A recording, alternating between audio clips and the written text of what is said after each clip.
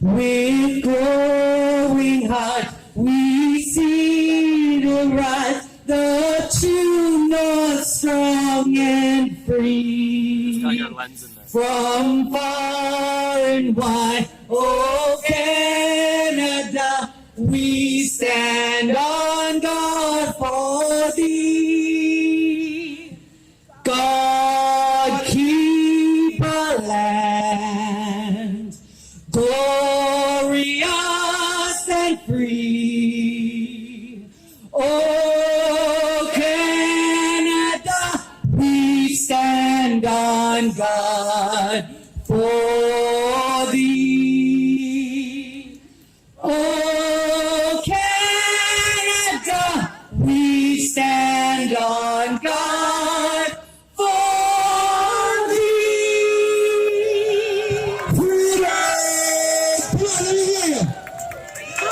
Let's do this now that we have properly blessed our event with the national anthem that we're trying to save with our country. My name is Bertha Nodwell. This is my partner in crime, Stacey Cotter.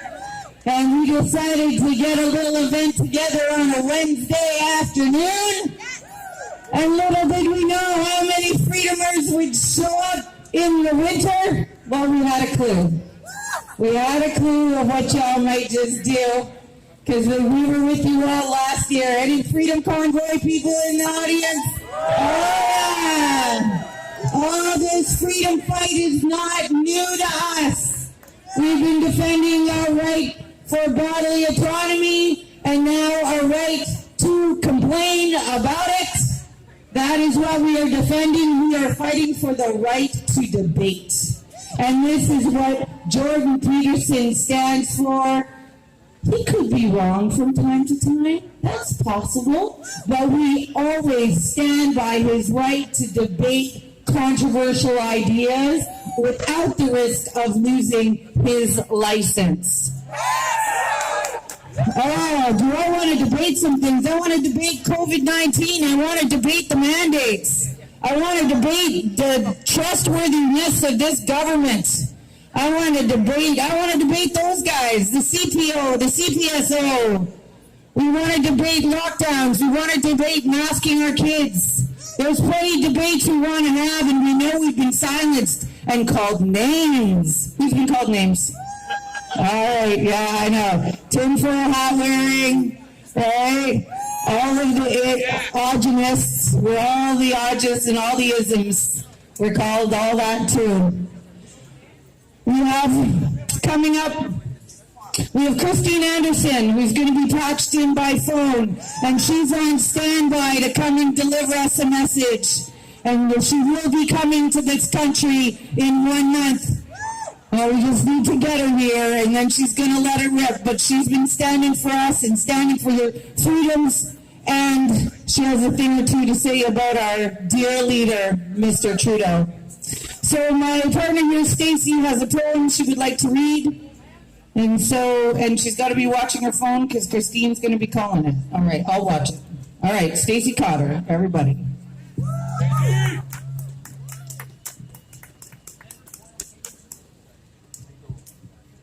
Okay, if you know the song, I would love someone to sing while I say it.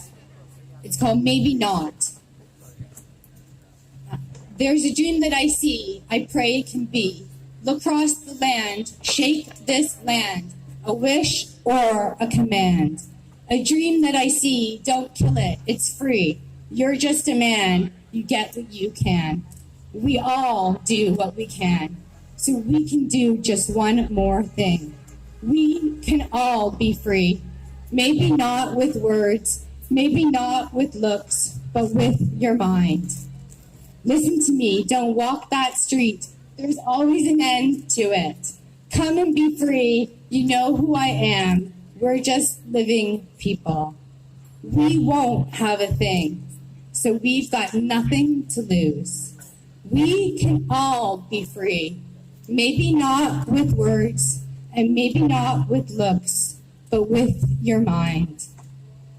You've got to choose a wish or command. The turn of the tide is withering. Remember one thing, the dream you can see. pray it to be. Shake this land. We all do what we can, so we can do just one more thing. We won't have a thing, so you've got nothing to lose. And we can all be free, maybe not with words, maybe not with looks, but with your mind. Okay, Christine Anderson, right? Okay. This is working. Okay, ready? Ready? Christine, can we talk? Yes, hello? Can everyone hear me?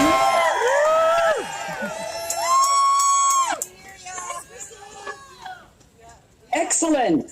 And you know what? I see you guys because I'm on the live stream right now and I'm following you guys.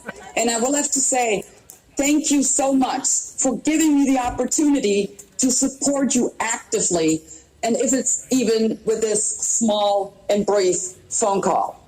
And secondly, I would of course like to thank each and every one of you who made the effort and came out today to stand in and support this rally, and by doing so, you are actually defending freedom, democracy, and the rule of law. Thanks for being there. You guys are awesome. Love you. Thank you, Christine. And but most importantly, obviously, I would like to pay Jordan B. Peterson my utmost respect.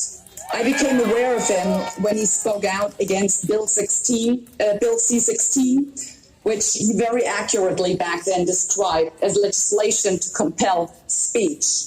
And guys, this was 5 years ago. And look where we are today.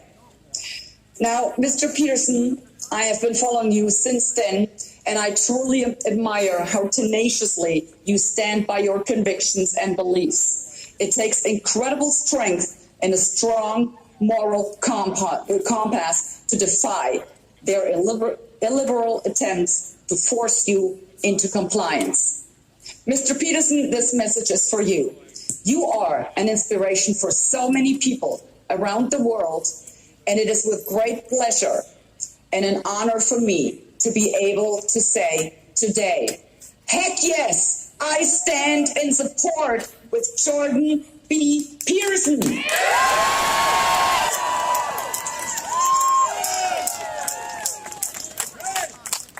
And to all of you guys, I would like to say, if there ever was a time to stand up and fight for freedom, democracy, and the rule of law, it is now.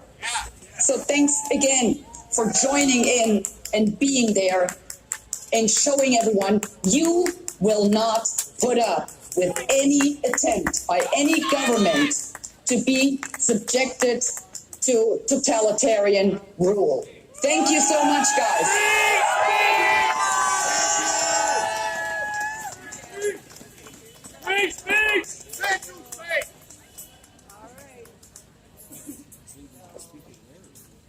So that just happened. All right. I'm all warm inside. Christine Anderson, she's coming to Canada. We cannot wait. In the meantime, we have freedom fighters. And we would like to start with the doctor. Do we have Dr. Mary close by? She was one of the first to arrive. Dr. Mary O'Connor, here she comes. She's been a certified physician, come around the back, darling, for I believe 35 years. Spoke out against one of the many backwards mandates, be it vaccines, be it masking, be it lockdown. And with 35 years of experience in the trenches, she knows what she's talking about. And instead of giving her a chance to speak, they shut her down. But we're not going to. This is her platform. We are her people. Give it up for Mary O'Connor, Dr. Mary O'Connor.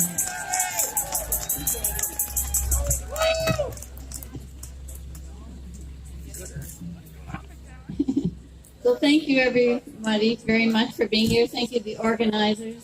And thank you for being able to stand here and support Dr. Jordan Peterson, who's been an inspiration to us for many, many years in his proclamation of the truth. So I'm just going to explain a little bit of my battle with the College of Physicians and Surgeons and my attempt to try and protect my patients, both their rights to choose their medical treatment and their right of freedom and privacy. So I've graduated from the University of Toronto actually 50 years ago, and I was in practice, solo practitioner for 44 years. I've lived in Ottawa for the last part of that. When the first lockdown, the first 2 weeks of flatten the curve came, I honestly didn't know the truth then. A lot of people, my patients turned out to know the truth, but I didn't know, and I was looking forward to the rest. And then, as I was watching TV, I was listening actually to a lot of masses and priests in the States, and they knew the truth, and I began to learn what was going on. And then when I got back to the churches here, it's really, I could see they didn't have to wear masks on the altar, but in the pews we had to wear masks, and all of a sudden it seemed this virus was only going in one direction. So that was one of my first clues that something was going on here. So I decided, my name got out there as far as writing exemptions, and I was getting lots and lots of calls. At the beginning for masks, and particularly for children, and we know now the harm that's happened to children from wearing masks, but also to my adult patients, particularly ones that have post-traumatic stress disorder or other cardiac or chest breathing problems. So the the exemptions were written. And then next came the PCR. Again, I didn't know the troubles at the beginning, and to my chagrin, I had 2 of them myself. So I started listening to Reiner Fuellmich, 96% false positive. I began to learn the damages of damage to the blood-brain barrier, the toxin in the swabs, the injuries. I had one patient with an injury to her tear ducts, or her tear duct never stopped draining after she had her PCR. And then finally came the experimental injections. And I knew at the beginning these are not right. And my patients who started to contact me, of course, were all being coerced, both, as you know, for the jobs and not to get into any Check 1, 2, 1, 2, 1, 2. Yeah. They were being coerced. So 1, 2. Yes. Oh, no. Okay, take this one. Okay. Oh, let me turn. I want to thank you for your services. Okay. Why did you do that? Okay, here I go. So I was writing exemptions, which is what I can do, because that was my protection, my way to help to protect my patients. On October the 8th, I received my first letter a year ago, my first letter from the College of Physicians and Surgeons. They found out that I was writing exemptions because 2 employers contacted them to see if my exemptions were legitimate. So they demanded the names and the charts of all the patients I'd written exemptions for, and I refused to hand them over. I would describe... Unplug that one, put it in there. Unplug that and put I was described as dishonorable and or incompetent, and really I posed a risk to both of my patients and society at large. They then assigned a team of 4 investigators to come after me to find me in my charts. They had the power to come wherever I was, and no one was to obstruct them. These investigators wish to remain unnamed because they don't want to be harassed.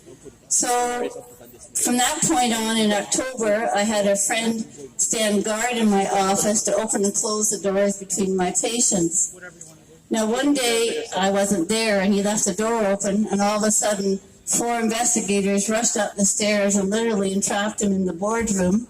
One pummeled him with questions about my whereabouts. The other two of the gentlemen blocked the doors stood in front of the door so he couldn't readily exit. And then a lady went through all the file cabinets. But really, by the grace of God, I had removed those files a couple of months before that because I had moved up. On November 4th, they gave me an order without notice to me, so I didn't know this order. They told me not to write any more exemptions. But because I didn't know, I was still writing exemptions. On November 23rd, 24th, I was fooled by a private eye, a woman who wanted an exemption, and I gave her one. She wanted to go to the gym. On November 24th, 25th, my lawyer found out about the order that was given to me, so I did stop writing exemptions in. And as we know, most exemptions were not accepted anyway, because the college, after the first few weeks, changed the rules, and you could only get an exemption, mostly if it had a reaction to your first shot. So there was another private eye I could figure out from the letters that I received, who did call me later to get an exemption, but at that point I didn't give one, so they have the proof that I complied for that particular thing. On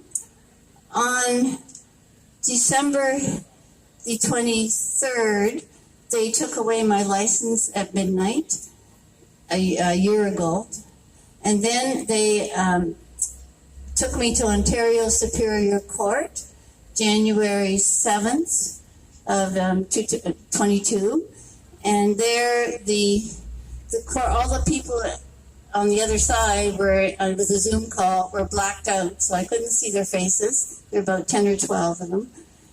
The only faces I saw were the judge and the lawyers on both sides. So at the end, we presented a lot of material for the judge to read, which he said he would read. But in the end, 2 weeks later, he ruled against me and said that I had to hand over my patients' names and charts, which I didn't do. So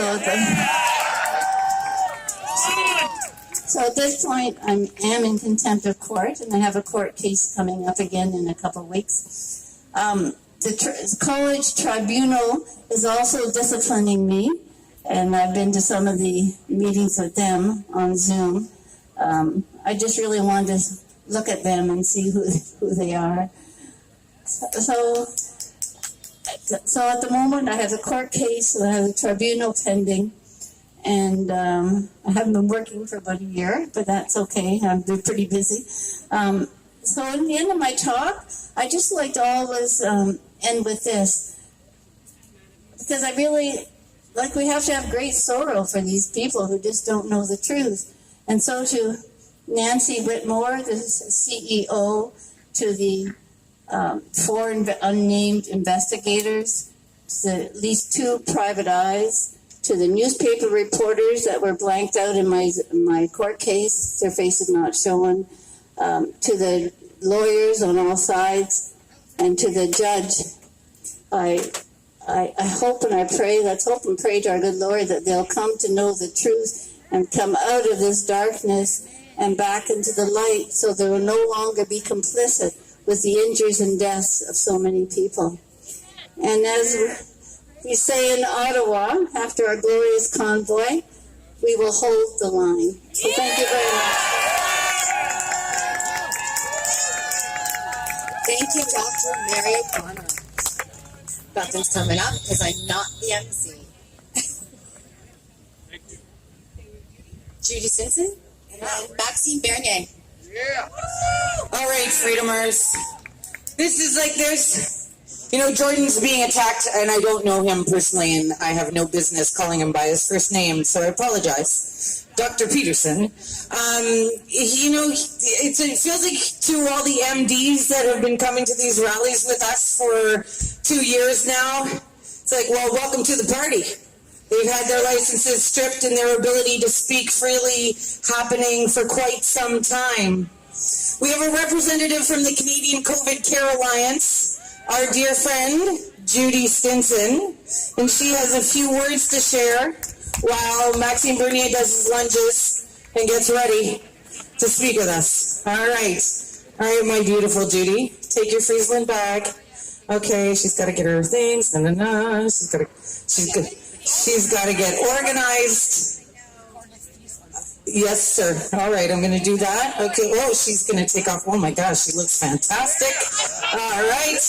Da na na na na. Chun chun chun chun. Da na na na na. It's too cold for striptease. Sorry, guys. That's not the kind of party we're throwing. Right here, gorgeous. Hang on. This one on here. Okay. We just need to do a microphone transplant, and that's how we do it in MC medicine here. There you go.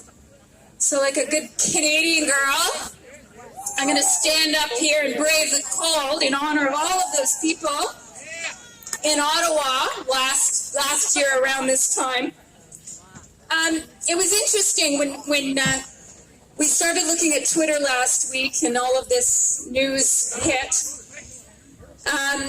We posted Stacy. By the way, if Stacy ever asks you to do something, just say yes. Okay? This woman is a force. And when she sets her mind to something, stuff happens. Just saying, okay? So just say yes is how we're going to start this. Interestingly, on Twitter, there were comments made, in response to Dr. Peterson. And someone said, at the rally, there are going to be, 10 people are going to show up, a bunch of beatniks. And I at first I took offense, right? Because do I look like a beatnik? No! I'm not a beatnik. Although I looked up the definition of a beatnik in the Merriam-Webster dictionary, and the broad use of the term is usually a young and artistic person who rejects the mores of conventional society. And I thought, I kind of like that. So, little personal story. On Boxing Day, I went shopping with this beautiful woman, and I had a little bit of cash from my mom and my mother-in-law to spend, and we walked into a shop called Zadig et Voltaire, which is a favorite shop of mine. And we saw this jacket, which is kind of a military-inspired jacket. My husband calls it my Michael Jackson jacket.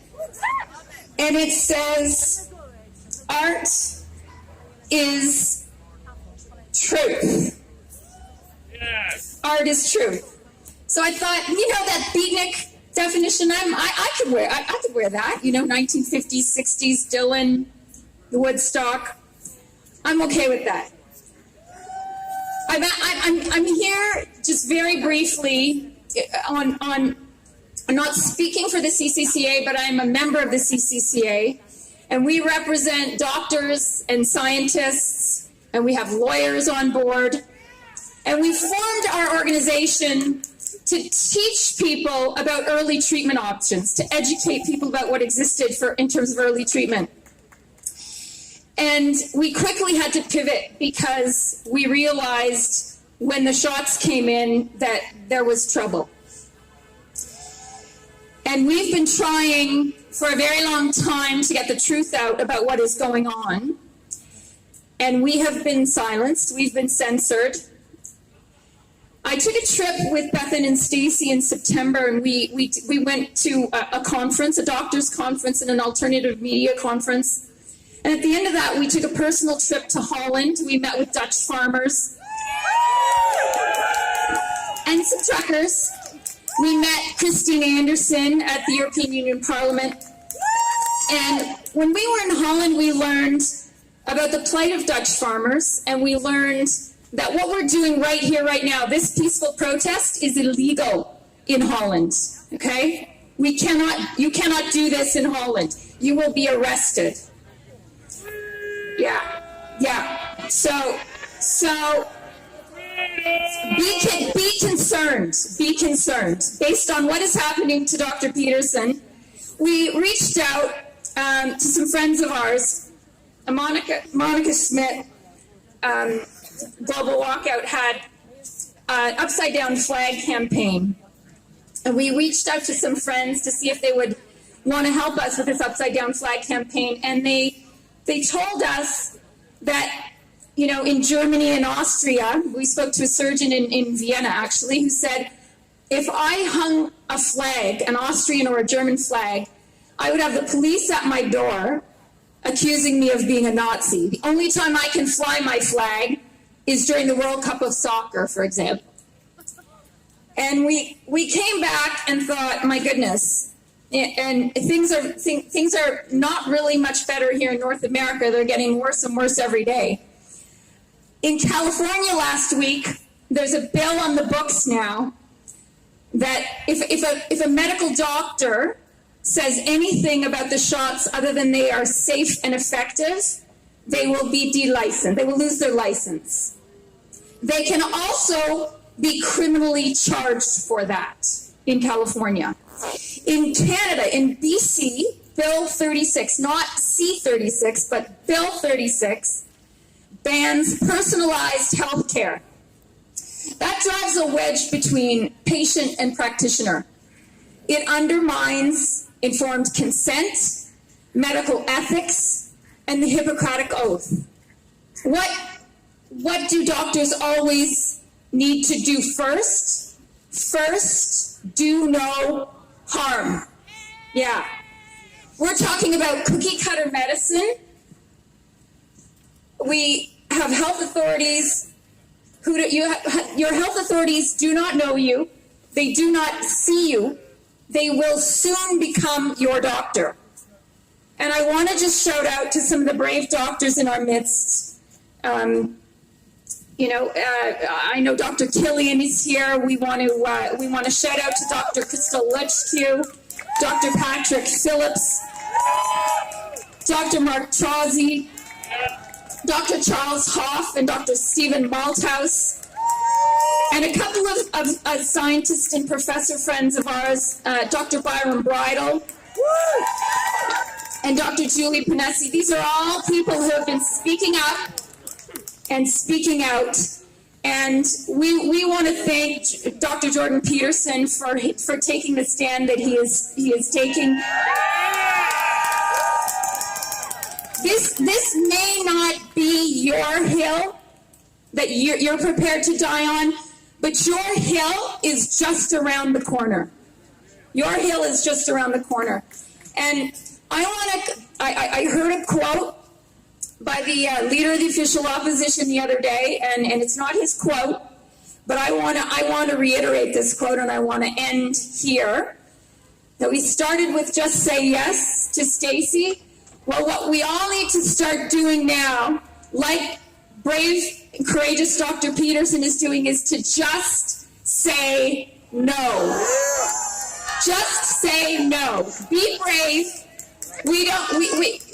Nobody is devoid of fear. Courage is doing something in the face of fear.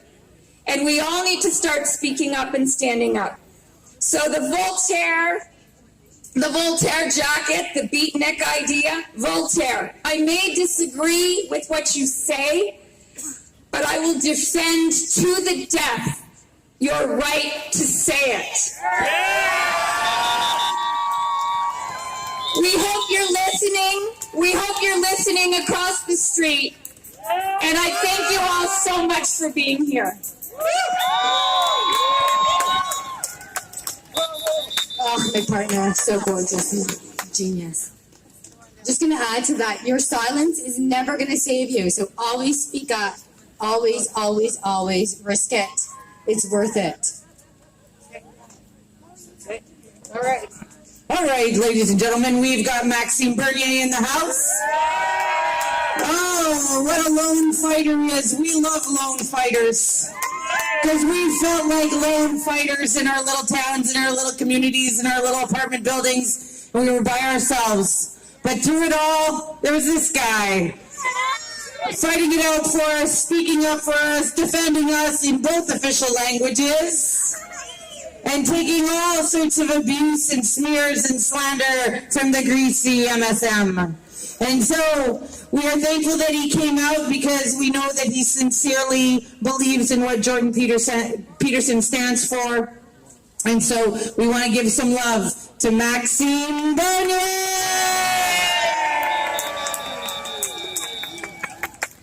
Thank you. Hello, freedom fighters. Freedom is what unites us today. As you know, without freedom, there is no human dignity, equality of rights, and economic prosperity. Freedom is the foundation of our civilization. So, if you want to turn a free country into an authoritarian one, how will you do it? What is the first freedom you will curtail? What is the first freedom? Yes, freedom of speech, freedom to speak your mind, freedom of expression. Because freedom of speech is the most basic of all freedoms. And that's why it is protected in our Charter of Rights and Freedom.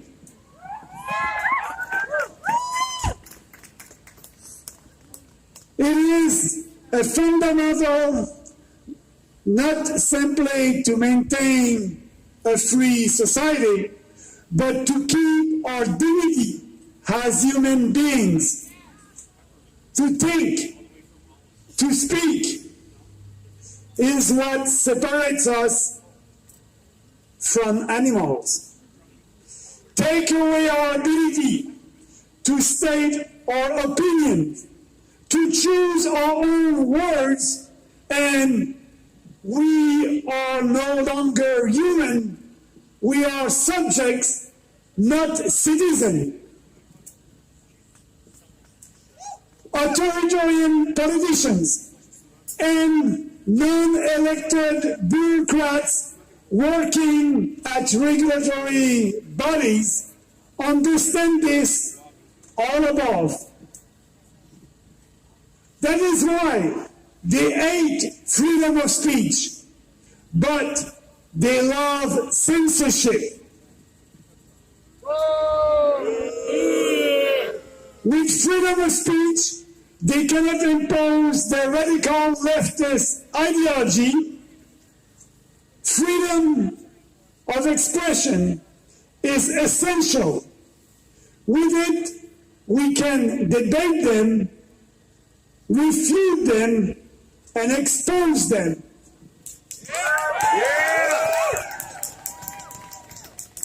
When I was arrested, handcuffed, and put in jail for a known crime after a political gathering for fighting for freedom of choice, the policeman asked me if I had something on me that could hurt him.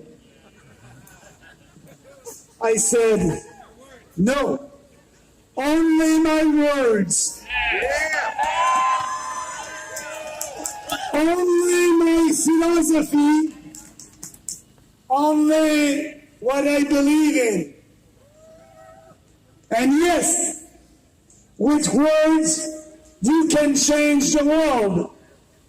In fact, there has never been a change, an ideological revolution that did not begin with words, not with violence, but with words and ideas. That is why they are so obsessively focused on what we can say, on the words we can use, because they understand the power of words and ideas.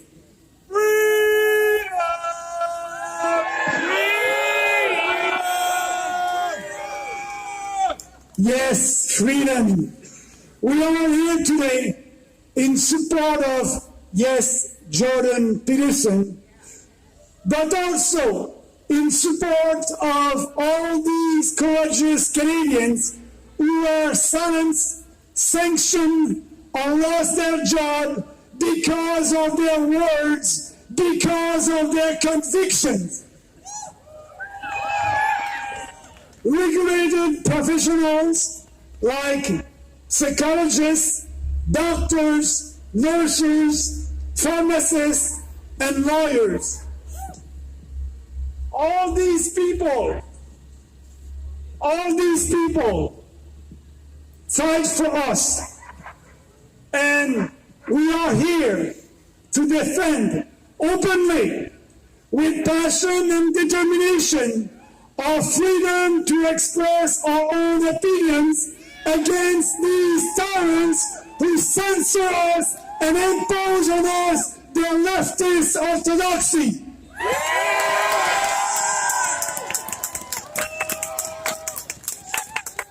I can tell you today that together we will win that battle because we are on the right side. Bad guys are always the ones who censor. And we will win that battle for us, for our children, and for our country. Stay strong and free, and always fight for what you believe. Thank you. Thank you. Freedom, yes.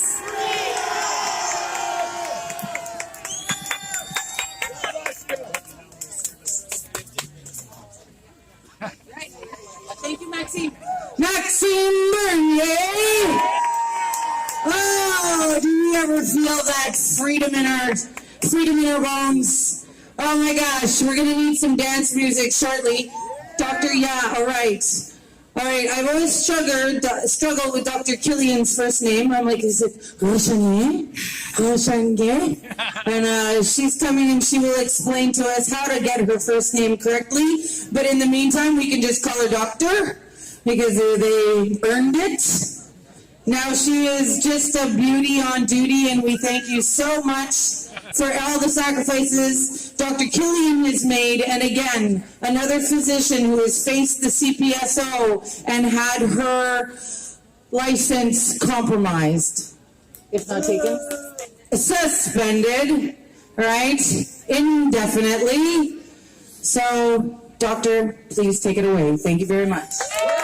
Thank you so much. Maxine, I think it's the second time that I've had to speak after you. After you rile up the crowd. When they asked me to speak here today, it was an easy yes. It was an easy 3 hours drive down from Sable Beach to Dr. Peterson.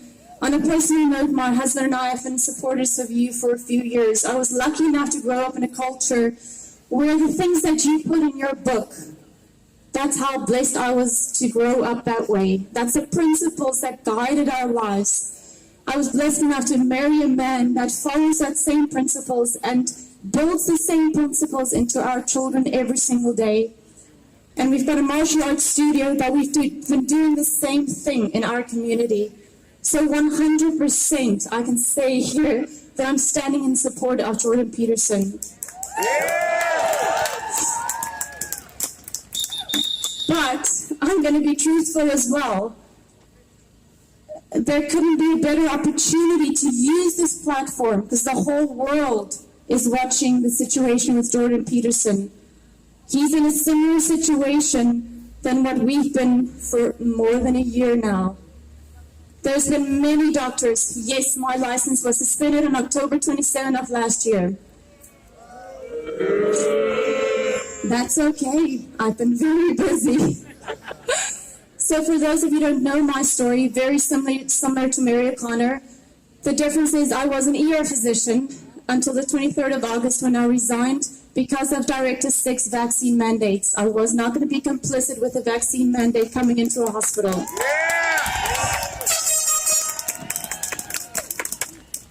After doing that, I stepped into my family physician role and I started assessing patients for ivermectin and exemptions. Similar to Mary Connor, there was no patient complaint against my name, and they compelled me to provide them with charge, which I kindly said, no thank you. Since that's where the ball started rolling, and I was taken to court, where they thought it was going to be an easy situation for the courts to compel me to give them my charts. More than 15 months later, they are still trying, and they have not found a single file from me yet.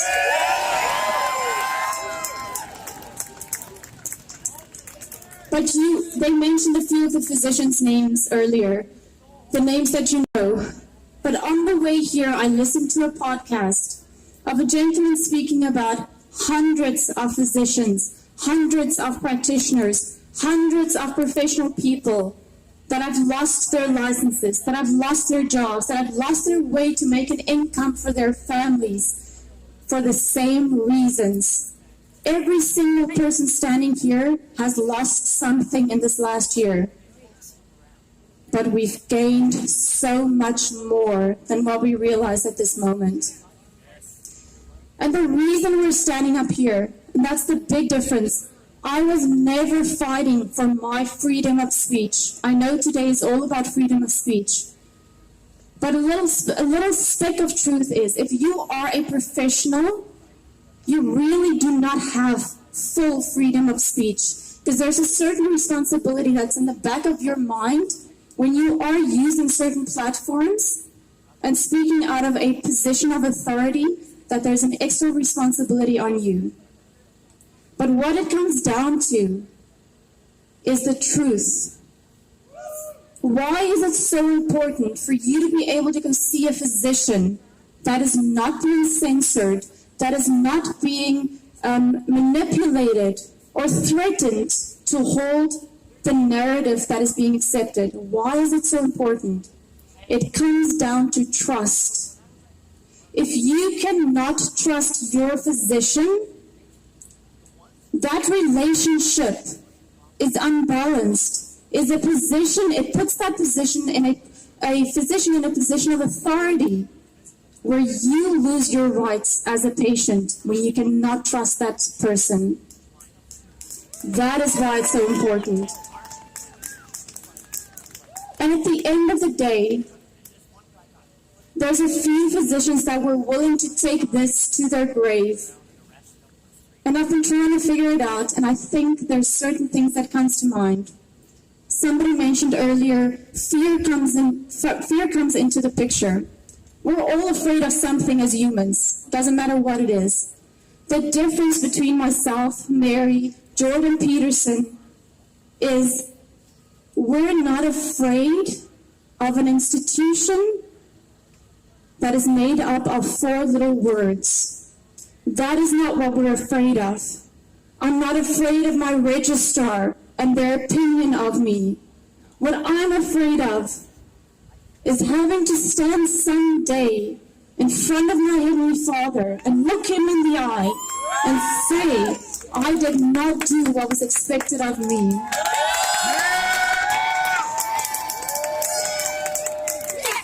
I'm afraid when I put my head down to rest at night that I did not do everything in my power to assure that the future that we're building for our children is the future that I want to leave for them. That is what I'm afraid of. I'm not afraid of the regulatory bodies.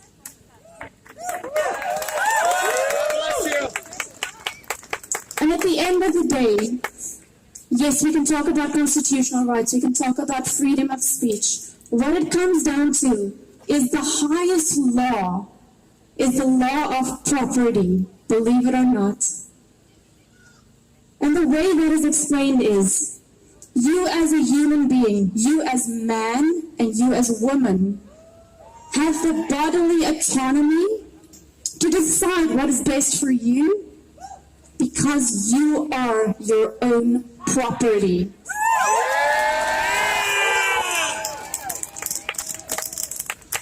Your children are your property. Your opinions and your thoughts are your property. And nobody can govern that. So when they say that you will own nothing and be happy, remember that is what they are attacking. And that is why we have to stand. Otherwise, we lose it all. Thank you.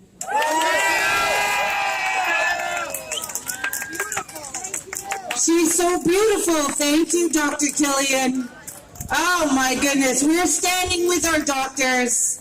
Of course, Dr. Trozzi, you know, they've been dying for a debate. They've wanted to argue about these spike proteins on a level that, you know, us pedestrians can't debate on. They want to debate neurology. They want to debate myocarditis. They want to debate the ethical implications for children.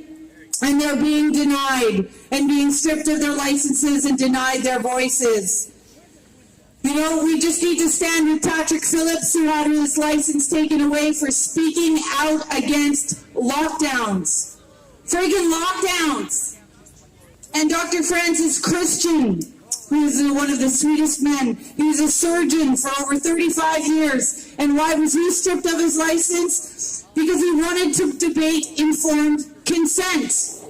Dr. Hoff, he wants to debate D-dimers, and Dr. McCullough wants to debate cardiology, and Dr. Malone wants to debate mRNAs. We just want to debate.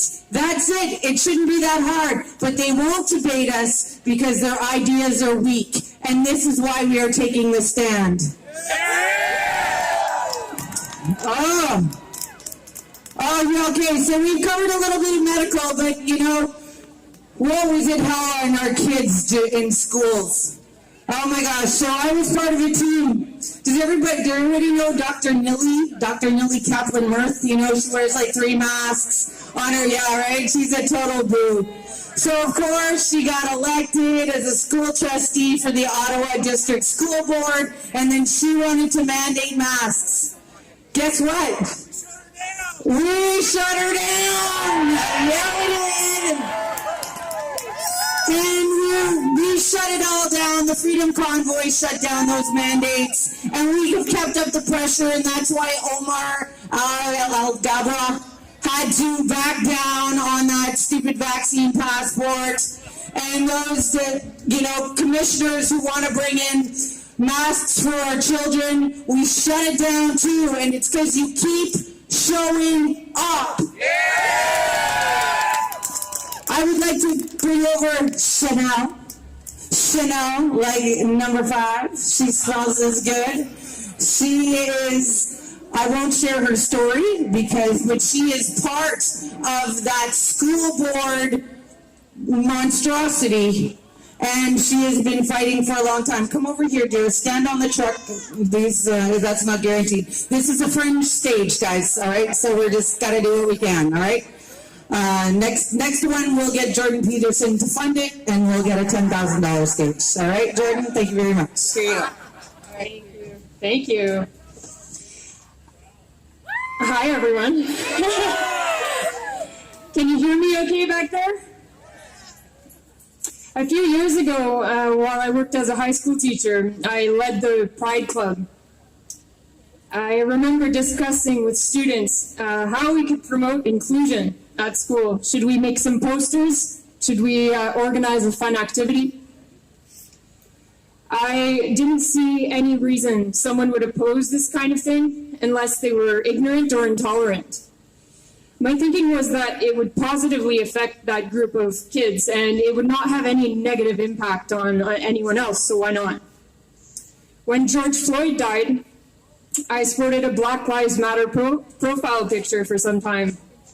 It seemed to be the right thing to do, and I imagined this was helping us achieve a more just society in some way.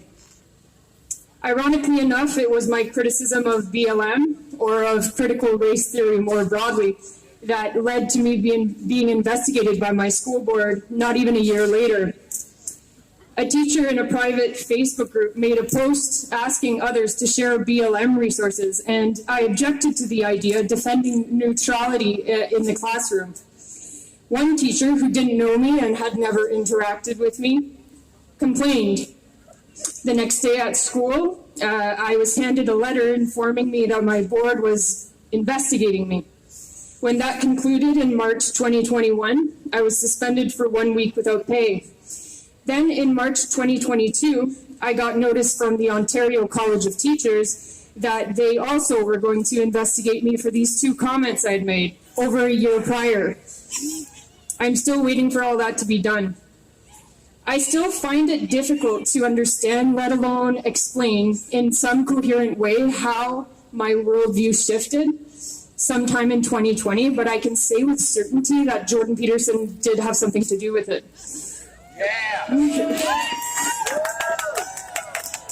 It might sound crazy and probably also familiar to some, but throughout my 6 years in university, I never once got exposed to a single intelligent voice with a dissenting opinion on social justice ideology. Everyone around me agreed with it, or at minimum, they went along. How nice it would have been to hear what the other side had to say, instead of being presented with ugly caricatures. To have a professor like Peterson who spoke up despite the climate of political correctness and fear. I actually remember feeling uncomfortable with the prevailing ideas at the time, at various times. Like when I took a women's studies course and I felt like the teacher was pushing her views on everyone, or when I saw that people I had once aligned with were acting like bullies in the name of inclusion. Sorry, 1 second. I need my mitts. I'm patriotic, but I have no tolerance for the cold.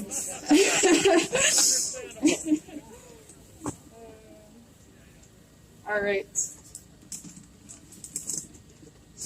When I finally came across people like Joe Rogan, Gad Saad, James Lindsay, and Jordan Peterson in the summer of 2020, it was a complete breakthrough for me.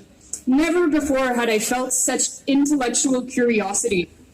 I must have read books and listened to podcasts for perhaps close to 8 hours a day that summer. It was the beginning of COVID. Like, I do have friends. I think the first thing Peterson taught me, and I believe this is actually fundamental to my awakening, if you will, is that I should be immensely grateful for the miracle of the West and the miracle of our institutions, even though they're not perfect. The fact that we have access to food and water and that we can coexist peacefully with others is an anomaly, historically speaking, and it is not guaranteed to last. I started to understand, too, that I was a part of these systems, and with that came a responsibility to not blindly destroy them, but to contribute to them, to try to keep them functional. This meant doing my part to keep them aligned with fundamental principles of a free and democratic society, like free speech, equality, and truth. So I decided I had to speak the truth, even when it was unpopular, which turned out to be pretty much all the time. I allowed myself to have faith in the process. I decided that no matter where speaking the truth led me, I would face it voluntarily and not live my life as a coward. Anything was better than selling my soul and not speaking when I had something to say, because I know where that leads. Whether we're talking about the Holocaust or the gulags in the Soviet Union, historically, atrocities have occurred largely because not enough people have stood up and spoken their minds. They were too afraid, which allowed for very bad ideas to propagate and also reinforce this tribalistic nature of ours, the us versus them mindset. The Nazis didn't just come out one day with murderous plans to exterminate the Jews. It was a long process. It started small. The Jews were increasingly linked to monetary power and seen as wanting world domination. Then they were blamed for the World War I defeat in Germany, and the prejudice they faced got worse and worse incrementally. In a time of economic collapse after the war, people were seeking hope and safety. The Nazis capitalized on the prevailing prejudice to get into power, and their ideas grew increasingly radical. At one time, you might have faced job loss or been ostracized for being a Jew or for defending Jews. So many stayed quiet. And years later, you faced an unspeakable suffering and death. Why didn't people speak up when they knew it was wrong in the early stages? The same can be asked of people today. Having white skin is now supposed to mean someone is guilty of some kind of original sin. Colorblindness is racist. Children are being sterilized and mutilated in the name of gender-affirming care.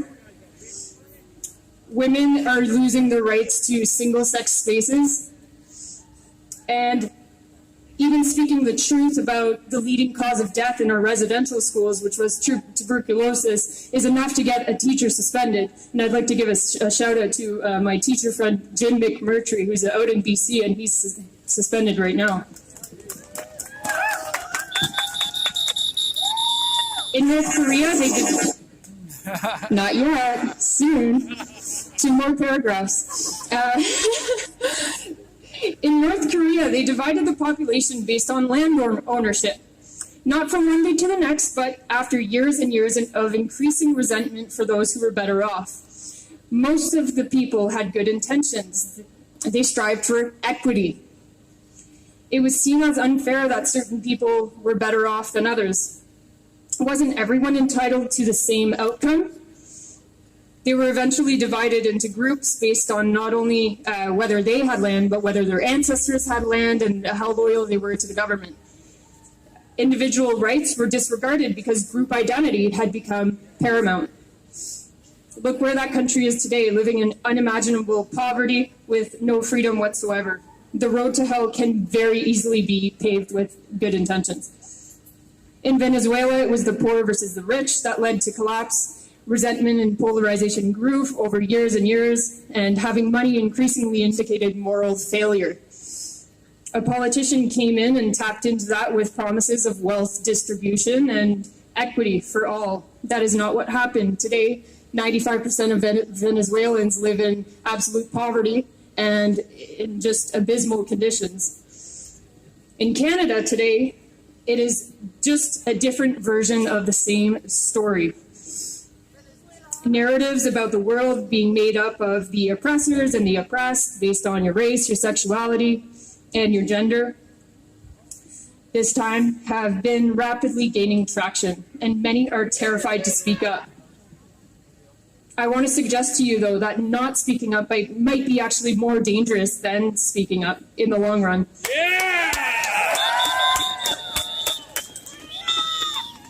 We need an army of truth tellers like Jordan Peterson, who will not only stand up for him and support him anonymously, but who will stand proudly and tell the truth in their own lives. I believe the future of our country depends on it, actually. And I hope the College of Psychologists will recognize that attempts to control Jordan Peterson's speech with threats to revoke his license for voicing his opinions is wrong. There is no democracy without dissent. Thank you for listening.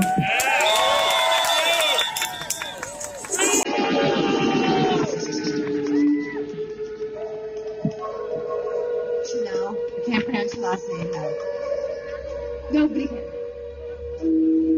All right, ladies and gentlemen, what we want you to do is, if you don't know everybody, I want you guys to exchange socials, exchange phone numbers, make sure you get to know one another, because our network of freedomers is getting wider and stronger and more powerful every rally we hold.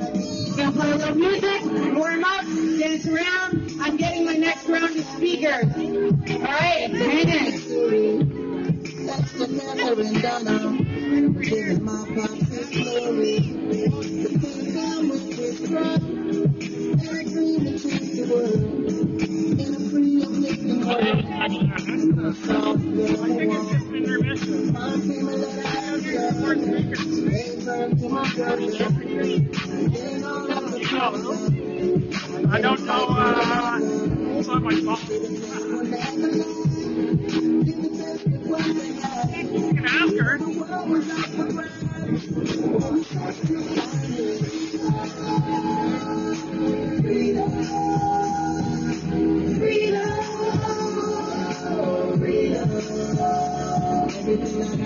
Everything I own, all my mistakes, man, you already know. I wanna be free. I wanna be free.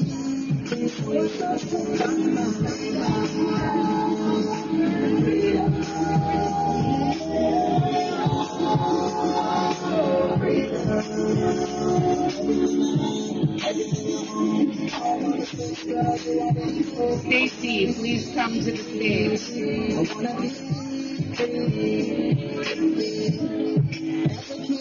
Amanda Forbes, please come to the stage. Rick Nichols, please come to the stage.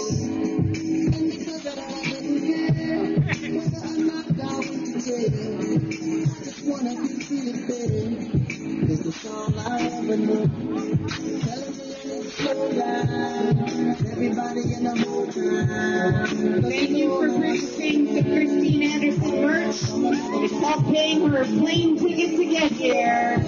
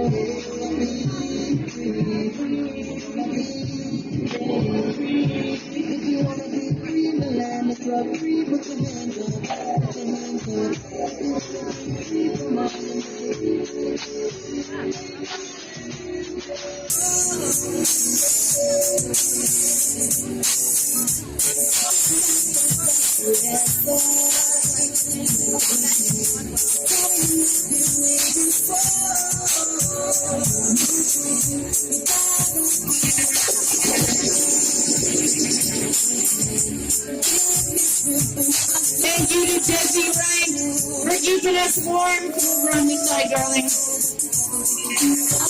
All right. We're staying warm. We're keeping the party going. We are holding the line. That is what we know how to do. We are standing for free speech and the right to be fully self-expressed. I'm here with Rick Nichols, former MPP in Ontario, and he has a few things to share with us about the state of affairs on the political ground. Rick, is that a fair assessment? That's a fair assessment. All right, ladies and gentlemen, come in, get warm. We should start building fires, but don't. But we should, but don't. We have hot paws if you need it. Come in, come get close. Everybody give it up for Rick Nichols!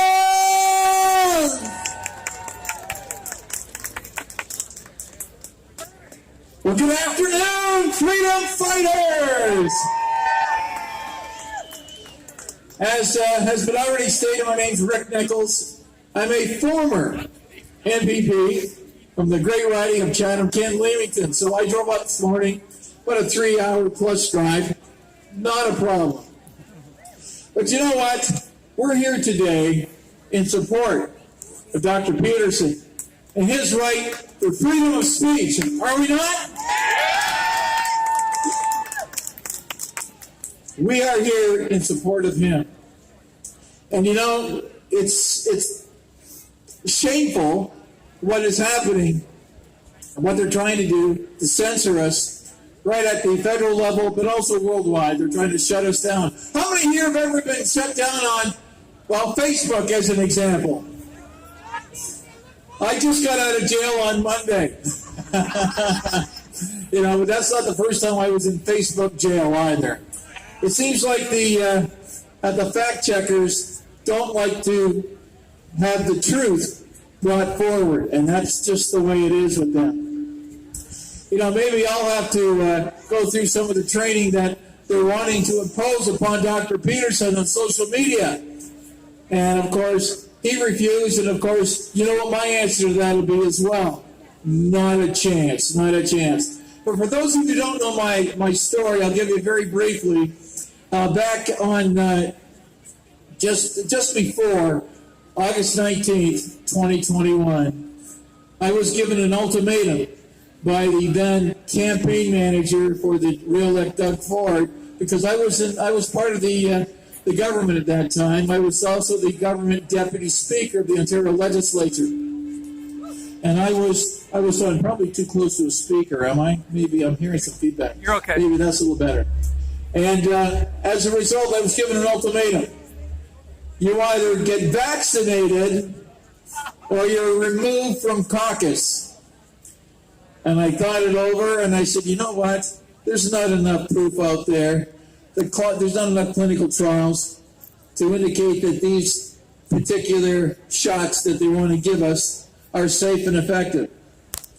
And so I went on record and I said, you know what? I'm sorry, but I am not going to get that shot. And I stood strong on that. And ultimately that cost me my political career. But you know what? If I had to do it all over again, I'd still do it the same way. I refuse to be coerced. And one of the things that I noticed the very day after apparently my video went viral, because my goodness, you have a politician that's standing up to the premier, his premier, and I mean, we kind of wish that more politicians would stand up. But then again, I look at it and go, you know what they're doing? All they're doing is protecting their own political behinds. That's what they're doing. And so they'll compromise their values, their principles, their integrity for the sake of a paycheck and getting reelected. Because oftentimes they will say, when does the next election start? It starts the day after the last election. That's when it starts. So here I am. I had refused to get the vaccine.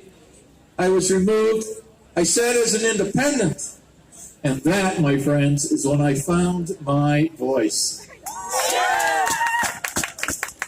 I became the then Minister of Health, Christine Elliott. I became her worst nightmare. I said to somebody after all the opportunities I had in question period to ask her, I said, you know what, I don't think I'm going to get a Christmas card from her this year. I was right. I was right. But she didn't like it when I brought forward the miscarriages of vaccinated women, the lost lives of unborn. That was so sad. And they didn't like that. They didn't like it when I challenged the fact that students, if you want to be in class, you have to, in fact, be vaccinated. Coercion once again. And how many of us here know of someone who has been vaccine injured? You might have even been vaccine injured yourself. Look at the hands. All over the place. And yet, the rest of the world, so to speak, is acting as though nothing has ever happened. Nothing is happening. And we're just a bunch of nuts, you know, that have no idea what we're talking about. Well, I have to tell you something. You know, I've stood on my principles, my values and my principles, you know, as a politician. And of course, I was rewarded in the last election because I ran for the Ontario Party at that time. And you know what? I came in third. I had a chance to watch, because it's still kind of ingrained after 11 years sitting in the Ontario legislature. It's kind of ingrained in you. It's like, okay, what time is it? Oh, it's 10:30. Oh, I should be in question period. Oh, what time is it? It's 12:30. Oh, I should be at a caucus meeting. All of that. So I would watch some of that on TV. And I thought to myself, you know what? I can do a whole lot more being at places like this and sitting in that legislature, having to put up with a lot of the nonsense that I would hear from both sides of the aisle. Both sides of the aisle. But you know, it's important that we continue to fight strong and be strong in our fight for freedom. This censorship nonsense has got to go. And we need to stand strong in our fight, you know, to remain and have freedom of speech. It seems like the lefties will say, you can't say that. Well, why not? You're saying this. Is that freedom of speech for you? Well, then this is freedom of speech for me. Don't confuse the two. But no. If our narrative doesn't align with what their narratives are? How many find that we get ridiculed, we get harassed, we get called names, we get put down? You try to put things into the media, and the media refuses to put it in because they don't want the truth either. It's funny.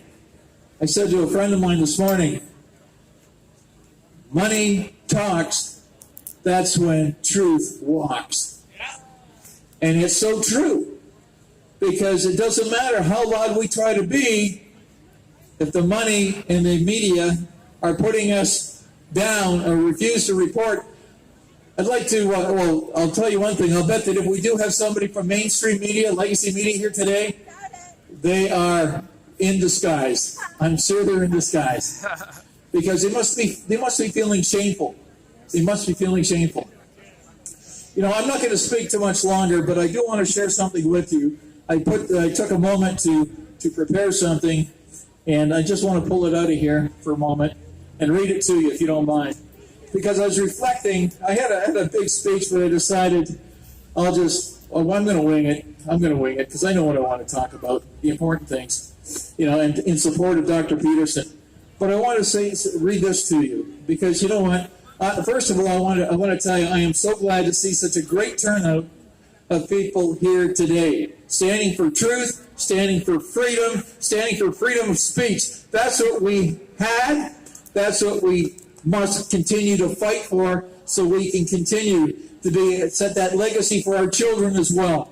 We talk about those vaccines. I stood up and I fought those vaccines in the legislature. Firstly when it was 12 to 18, and then it was 5 to 11, and then it was the babies. I said, are you crazy? What are you talking about? What are you talking about? But this is what I would like to just share with you very briefly. I entitled it Choice, Not Chance, Determines Destiny. I do not choose to be a common man. It's my right to be uncommon or swim upstream against the current if I can. I seek opportunity, not security.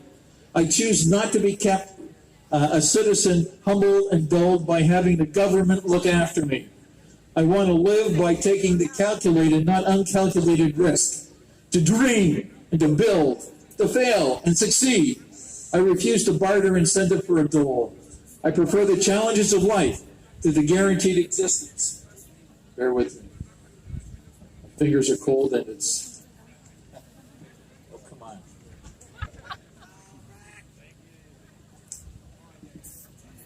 Are you kidding me? I did it! You know what I just realized? I should have done it this way, and then I could have done it this way, Oh no, that'd be too simple. That'd be too simple. So let me just repeat just a couple of lines here. I want to live by taking the calculated risk, not the uncalculated risk. To dream and to build, to fail and succeed. I refuse to barter incentive for a dole. I prefer the challenges of life to the guaranteed existence. To experience the thrill of victory and to rise above the agony of defeat. That's what we need to do. We will experience that thrill of victory and we will rise above this so-called agony of defeat that the establishment is trying to put us under. I want to experience the thrill of fulfillment to the still calm of utopia. I will not trade freedom for generous givings, nor my dignity for a handout. I will never cower before any master nor bend to any threat. It is my heritage to stand erect, proud, and unafraid, to think and to act for myself, enjoy the benefit of my creations, and to face the world boldly and say, with God's help, I will continue to fight the good fight, the fight for truth, justice, by putting others ahead of myself, and most importantly, I will continue to fight for freedom! Thank you, ladies and gentlemen, for joining us today in the support of Dr. Peterson, for taking the time out of your busy schedules to join us here. May God continue to bless you and our freedom movement!